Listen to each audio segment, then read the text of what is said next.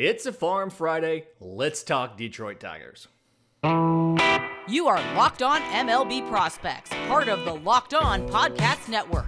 Your team every day.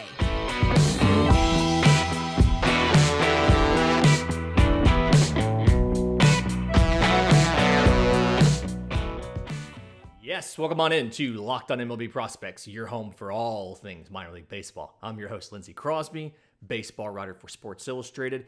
Thank you for making this your first listen every single day. And as we do every Friday, we're going to do a deep dive into one specific farm system. And today, it's the Detroit Tigers. A lot of talent in this system, really just interesting players and kind of fun. So start off in A-ball, like we do.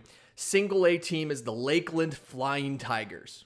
So I think the only thing scarier than a tiger, if it was coming after you, is a tiger coming after you that could fly. So really interesting. But 55 and 63 last year.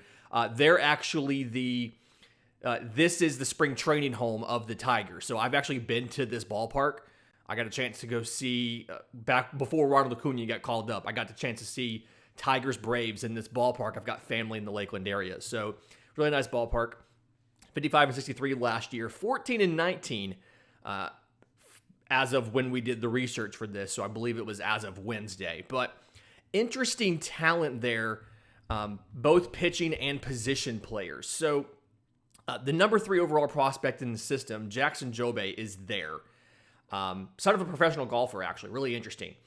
But no, he was a 2021 first rounder, 3rd overall pick, and they spent almost $7 million to buy him out of his commitment to Ole Miss. So, I mean, there's for contrast, you remember from yesterday's show, the Angels' entire draft pool in the upcoming draft is just over $7 million. So, kind of wild. Joby did not pitch after he signed. He did not pitch an instructional league. So his first bit of professional ball was this year.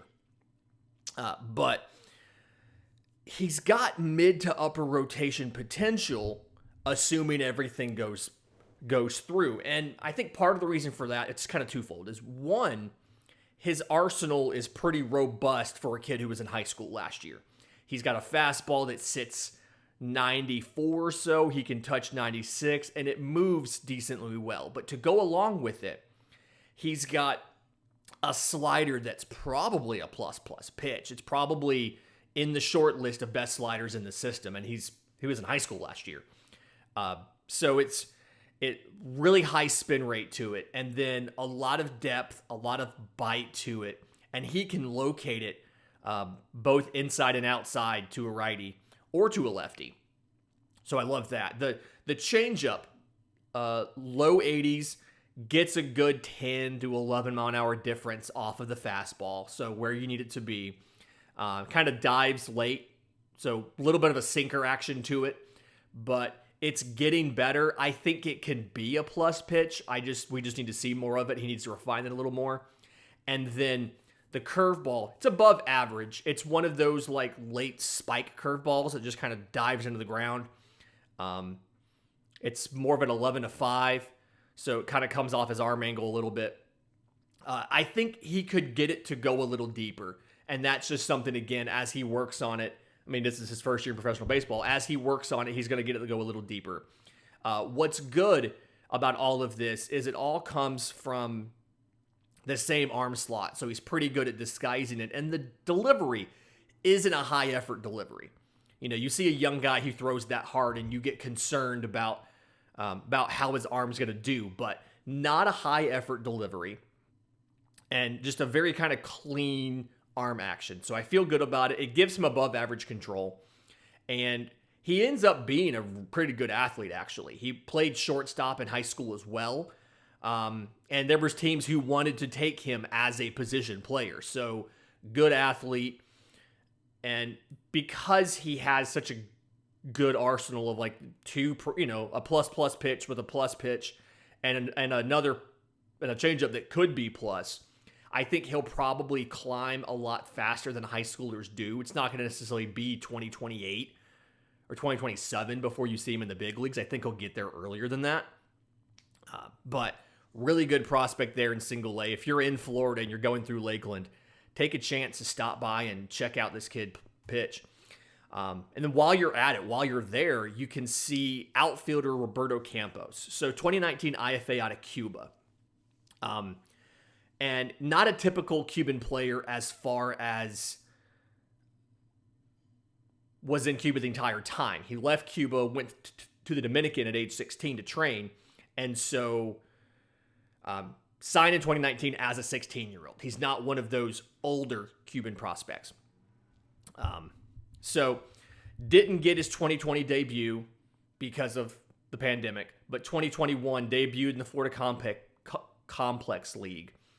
Didn't have a great batting average, batted .221, and part of that could be attributed to having a layoff there, but did hit 8 home runs, .441 slugging, and kind of showed that the physical stature that he has, he's 6'3", 200, kind of shows that he's a power hitter.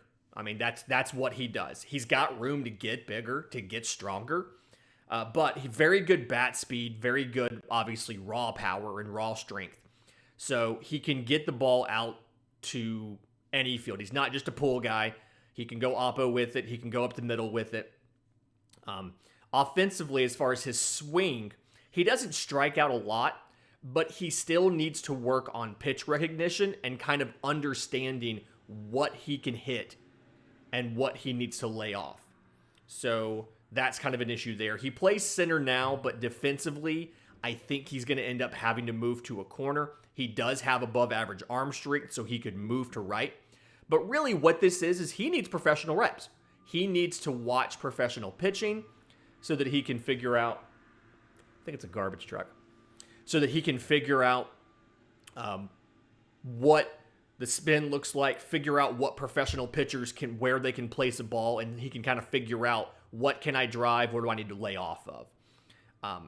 But probably a guy who's not going to move through the system relatively quickly because you need to get him reps, but definitely somebody who I'm going to be looking to get to high A later this year, and probably has a little bit of a slower path to the big league, especially compared to Jackson Joby, but definitely a guy who we're high on going forward. And then a couple infielders. So number 13 prospect in the system, Isaac Pachao, 6'4", 225, big guy, second round pick. They got him they gave him almost $3 million to skip going to Texas A&M. Has good raw power, but needs some work on contact skills. Hit 226 in the complex league last year. Struck out 34% of the time. So when he gets a pitch on the inner third, he'll put a giant swing on it. I mean, to the point, like an Adrian Beltre type, like where sometimes he'll go down to a knee. But, just plus raw power, really good bat speed. But he struggles with anything on the outer half, and he swings and misses a little too much. So he's a guy where if he grows, if he gets better, which most of these guys do, he's still going to project to be at best an average, if not below average hitter. The power's good. He's played shortstop, but he's definitely going to have to move to third base. He's got plus arm strength. But just those larger frame guys, he's going to slow down a little bit. He's going to have to move to third. I think he'll be a good third. If he can make enough contact where his power can come into play, then yeah, he's absolutely going to be a starter in a good lefty swing in that lineup. The question is just, can he get there? Can he get the contact skills to where they need to be? And then looking at a shortstop, number 16, Christian Santana. So he was a 2021 IFA, actually got the record for most money they've ever paid to an international prospect, just under $3 million. In the Dominican Summer League last year, played well, 269, 421, 520. But very advanced approach, very good at understanding pitches as far as pitch recognition, picking up spin, picking up velocity, has a good fluid swing, can make a lot of hard contact. He hit 106 exit velo in the Dominican League. in the DSL. So as an 18-year-old, you're happy to see that. I think that he'll need to continue to put on some size. 6 foot 165. He's got room on that frame to add some strength. He'll need to do that so the power comes. He's going to be a lot like a slow burn of a prospect. He's going to take a little bit longer. We've seen this year so far in low A, 74 at-bats. He's batting 149, 289, 284. So needs some time to acclimate to the pro game, but definitely a good-looking kid and has an average to above average arm, but is going to be an above average defensive infielder. When you move to High A, the West Michigan Whitecaps, this is in Comstock Park, Michigan, which is a suburb of Grand Rapids. 58 and 62 last year, 14 and 20 right now, but they've got a couple interesting players, a position player and 2 pitchers. So the position player is third baseman Colt Keith. So the thing about him, he was a high school guy in 2020, 5th rounder, so their last pick of that draft. And he was a two-way prospect in high school. So he pitched and he played shortstop. Because of that, he's got a plus arm, and he's playing a lot of third right now. He's got plus run times for now. I think as he gets a little bigger, he's already 6'2", 220. As he gets a little bigger, he'll probably end up being an average runner. But very good at making contact, bat to ball skills. And this was despite getting a challenging assignment last year. He's got a lefty swing where I think there's plus raw power in there. He'll have to get it into games, but his development's going to kind of come down to, can his approach continue to improve, and can he tap into that power? Still a question there. Now, there's a ton of middle infielders in the system. He may end up getting moved to the outfield. If he does, I see him as a guy who could play a functional right field for you, given the strength of his arm. Those guys who used to be high school pitchers usually have pretty decent arms, and I think that could pay off if you have to move him to the outfield. Again, given that his speed also is plus right now, but probably going to end up being above average or average. So just has to kind of tap into that power a bit. But in High A, Michigan, his slash line last year, going from the complex league to single A to High A, 286, 396, 393. So again, got to tap into the power, but contact skills are there. A couple pitchers in this system. So the first one is number 5 right-hand pitcher Ty Madden. And something where 34th round pick out of the Royals out of high school. Skipped that, went to Texas, started for 3 years. 32nd pick by the Tigers after the 3 years of starting, and did not go pitch last year. He threw over 110 innings in college last year. Texas went to the playoffs, and so they held him out. But he's got really good velocity. Sits 95, 96, can touch 99. Very effective when he's going down in the zone with it.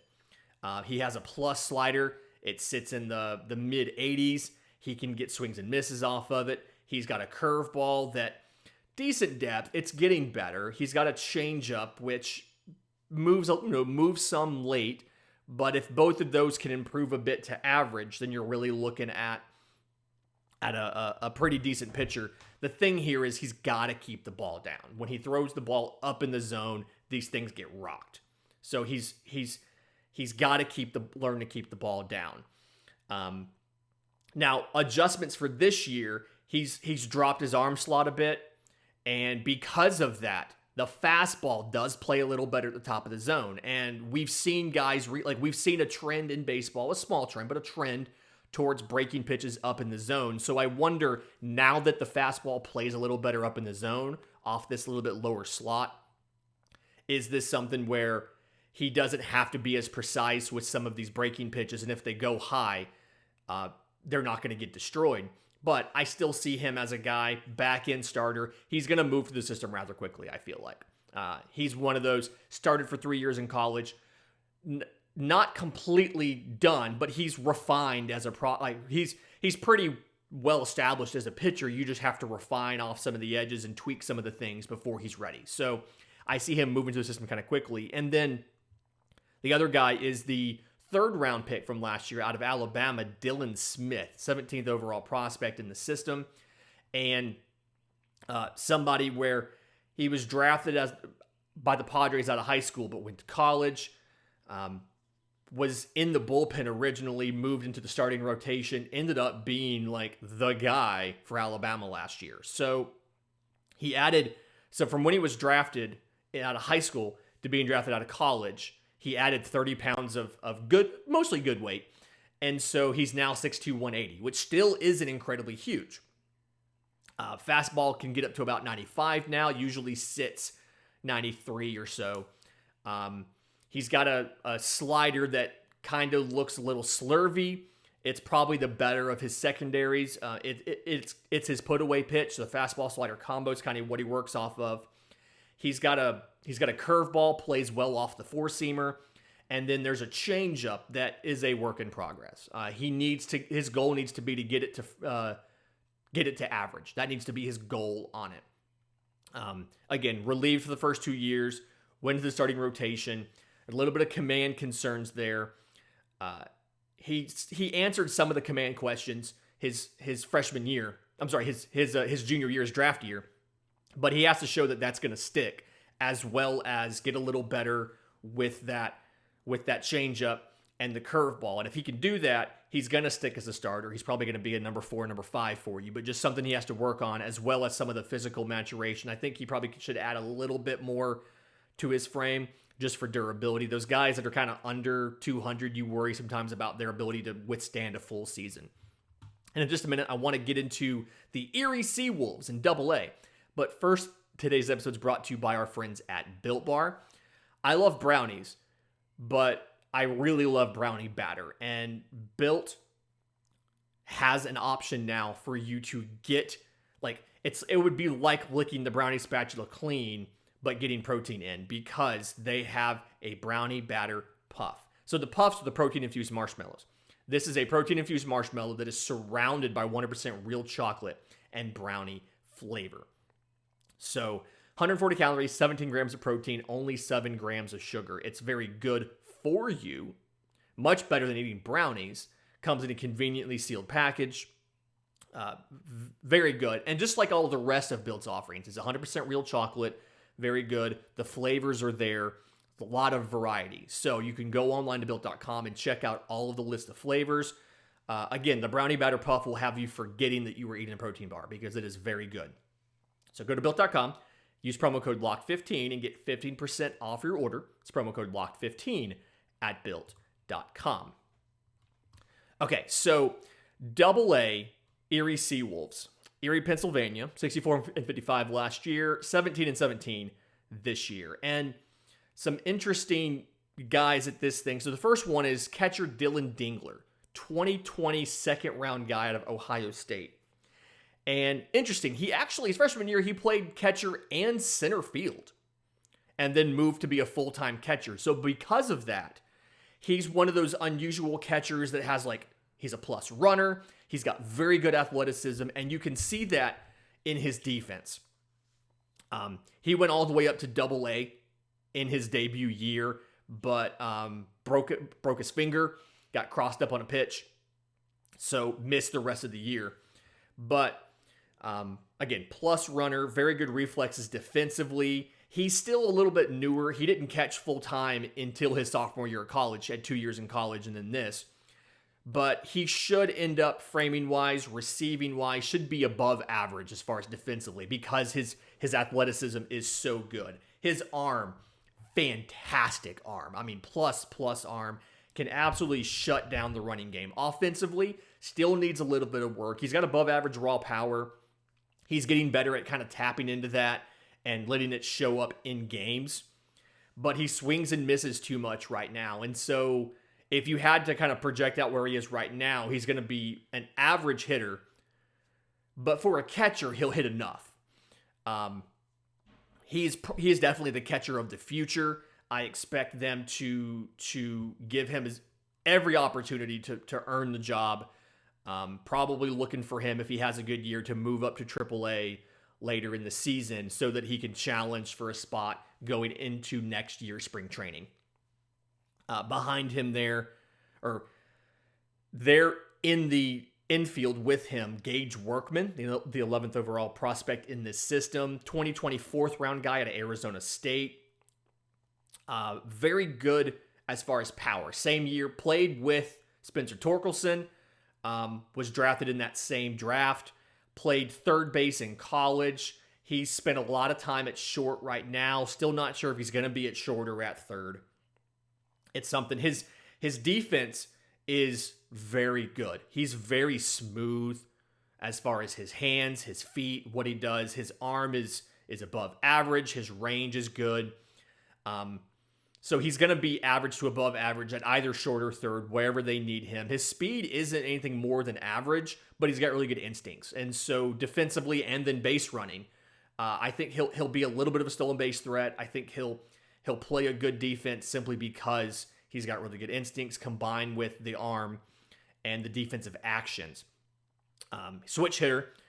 And offense is still kind of a work in progress. So he's got to, when he makes contact, very good exit velo, very good power on this. He just has to figure out when to swing and when not to swing.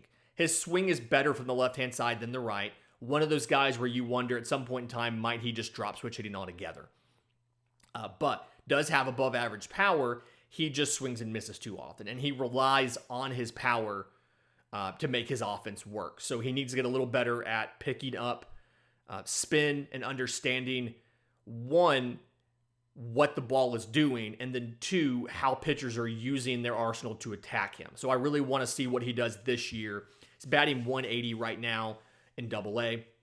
I think he can do more than that. It's just a matter of it's gonna be a little bit of a slower path for him to be able to be ready to contribute offensively at the big league level. I think defensively he'll be ready sooner rather than later. It's just a question of, can his offense catch up? To go along with him, there's a couple pitchers here. Don't want to spend too much time, but Wilmer Flores is the 9th prospect in the system. He was a non-drafted free agent in 2020. Really interesting. And then since then, he's now one of the best pitching prospects. He's got a mid-90s fastball, but he's got his plus weapon is a 12-6 curveball, kind of a hard breaking curveball. Gets a lot of swings and misses. 100% believes in this pitch. I mean, he can land it for a strike. He can bury it in the dirt. He can do whatever he needs to do. His control with it is plus. 72% strike percentage this year. It's just way above the average in minor leagues of like 63. His older brother's Wilmer Flores. So he's got that kind of bloodline and that stuff there. But yeah, depends a lot on that fastball curveball with what he does. If he's got to figure out the cutter and the changeup. They both get hit pretty hard. They're both below average. Given what those two pitches end up having done to them, I see him ended up as a middle relief kind of guy, middle to long relief. Given the velo, he can touch 98 on the fastball. You could probably use him in a middle to later leverage situation. But interesting guy because he was undrafted and now he's in that top 10. And then a couple outfielders and just interesting situations with these two outfielders because you've got Riley Green at the top, and then other than that, you're kind of hurting for impact. You've got him, you've got Campos at single A, but in that middle, you're kind of hurting for some impact outfielders in the middle. You've got Parker Meadows, 26th prospect, and Daniel Cabrera, the 30th prospect. And just very, very kind of interesting contrast to these guys. Meadows, second round guy in 2018, is elite defender, very speedy, can run down anything, very plus raw power, struggles to hit, 192 batting average, but at the same time, 352 slugging. I mean, one of the fastest players in the system, can run down anything in the outfield, just has a very long swing. He's 6'5", 205, and just has to find a way to shorten that down to make more consistent contact. And then Daniel Cabrera, the 30th overall prospect in the system, 2020 second-round guy. And I don't understand why he struggles to hit professional pitching so much. He did well in high school. He did well at LSU. but it's not so much like he's got plus raw power, but he's got swing issues. He's got timing issues. It's not so much that the decisions are bad. It's that the quality of contact isn't very good. So I don't necessarily understand. You could see him as being a really good corner outfielder, a right fielder because of his arm strength, but just hit 174 in AA last year, 181 now.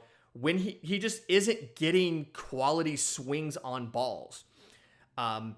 He struggles with breaking pitches, and his swing is a lot of stuff in his hands. His swing is all determined by his hands. So he definitely needs to work on incorporating his full body into his swing and being shorter to the plate so that he can tap into this power. Kind of stalling out right now. I want to see him take a big jump this year because high school he hit fine, college he hit fine, but he's struggling right now. I need to see him figure this out. And in just a minute, I want to get to the AAA Toledo Mud Hens. They've got a couple top prospects here. But first, today's episode is brought to you by our friends at BetOnline. Our partners at BetOnline continue to be the number one source for all your betting needs and sports info. We're in the middle of the basketball playoffs. Obviously, MLB is in full swing. There's UFC fights. They even have NFL futures. They're your continued source for all your odds, news, sports development, and sports wagering information. They've got live betting. They cover playoffs, esports, and more. So head to the website today or use your mobile device to learn more about the trends in action because BetOnline is where the game starts. So AAA Toledo Mud Hens in Toledo, Ohio. The highlight of the system here, 69-51 last year, 19-16 right now. So the only affiliate with a winning record as of now. But couple top players, and I think the first one you have to talk about is Riley Green. We thought Riley Green was going to make the team out of spring training. You saw he had a broken foot.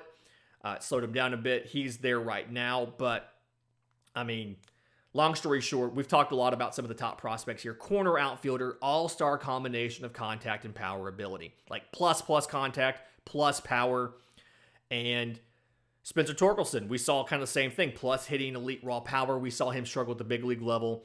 Riley Green may struggle at the big league level. I don't necessarily know, but I expect him to get called up probably later this year. 2019 high schooler. So very quick rise, but that's a sign of the talent level that he has.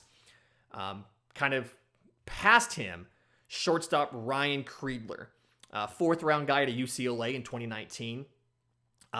Didn't really offensively have a lot of contact ability until his junior year. But much improved last year. Hit 270 between AA and AAA last year, 22 home runs, 15 stolen bases, almost 60 RBIs. And just shot up through the system. Definitely a guy that can be a valuable big league middle infielder. Had a broken hand this year, but for his size, really good guy. 6'4", 208. Very good first step. Very good as far as plus arm strength, soft hands, very good at reading the ball off the bat. So I think defensively he can play anywhere in the infield. He's a really good leader as well, so that helps. Offensively, that's what's going to determine what he ends up being in his big league career. So plus raw power, but he swings and misses too much. And as of right now, he kind of projects out to be one of those below average hitters. He's got good speed, good instincts. I mean, everything you could need except for that contact ability. So with his infield defense, with his ability to run into one and put it out of the park, he's a utility candidate right now. If he can keep improving offensively, then he can be a starter. He can be above average shortstop. He could be a really good second baseman. But it's just all down to what can he do offensively. And right now, 65 at-bats in AAA, 246, 346, 462, 4 home runs, 4 stolen bases. So 250 in AAA isn't amazing. They are using the same deadened balls that MLB is using. So wonder if that's part of it. But either way, looking decent. And then left-hand pitcher Joey Wentz. So Joey Wentz, 2016 first rounder, by the Braves out of high school, was sent over to the Tigers in the 2019 Shane Green trade. Soon after that, had an elbow injury, had Tommy John, Came back to the mound in 2021. Record looked awful between high A and double A. 0-7, 4.50 ERA. But struck out 10 batters per 9 innings, was getting better throughout the year as he got farther away from the TJ. So big guy, 6'5", 220. Low 90s fastball, but it has a lot of late life to it. He uses it really well to go along with his above average changeup, which is mid 80s. I want to see a little more difference between the fastball and the changeup, and preferably see the difference by him adding a little velo to the fastball. Curveball is kind of average, but the issue for him is the control. So his control has been fringe to average, and he'll oftentimes just kind of be in a groove for 3 or 4 innings and then completely lose it. So that's where he's got to improve. He kind of profiles right now, depending on how his control continues to improve, at either like a back-end starter who's probably not going to go more than 5 innings, or a long reliever. Needs to continue. Give him this year to figure out, can he get the control a little better as he's now fully healed from Tommy John and fully recovered. If that doesn't work, you're going to look at him as a long reliever out of the pen, one of the guys you can call in if your starter gets blown up, and he can come out and give you 4 innings out of the bullpen on a moment's notice. But interesting there. And then the MLB level, you've got Spencer Torkelson, obviously, and you've got Alex Fedo. Alex Fedo, back end, number 10 prospect in the system, but he's kind of a back of the rotation starter guy to what he's doing right now in Detroit with Casey Mize being out and some other injuries and things like that. But really good slider. The slider after TJ, took him a little while for the slider to come back, but the slider's come back, and he's got the slider, he's got a fastball. You combine those with a changeup that when he pitched in 2019 was below average, but he's got a little better with that, and definitely something where back of the rotation guy now. I don't know if he's going to stay there, if he's going to have to drop back into some sort of relief role, but in there right now, and so far giving you what you expect from a 2017 first rounder, who soon after that had Tommy John and then lost a season in 2020 and then struggled recovering from the injury and from having actually, what I understand, a pretty nasty bout of COVID. And so interesting there.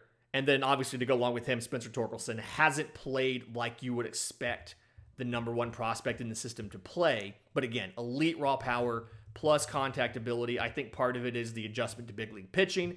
Part of it is the talent level of the Tigers around him. Part of it is the balls being dead. I think Torkelson is going to be better, obviously, than what you've seen so far this year. And I feel comfortable that he's going to continue to be that first baseman there in Detroit for a while. Whew, what a great week of shows, guys. A lot of fun stuff coming up next week. If you're not already subscribed, if you're watching on YouTube, you're not already subscribed, do us a favor, like the show and subscribe. It does help the show a ton. Mailbag Monday on Monday. If you have questions, I'm on Twitter at Crosby Baseball. The show's on Twitter at Locked On Farm, or you can email us, lockedonmlbprospects@gmail.com. But until then, this has been Locked On MLB Prospects.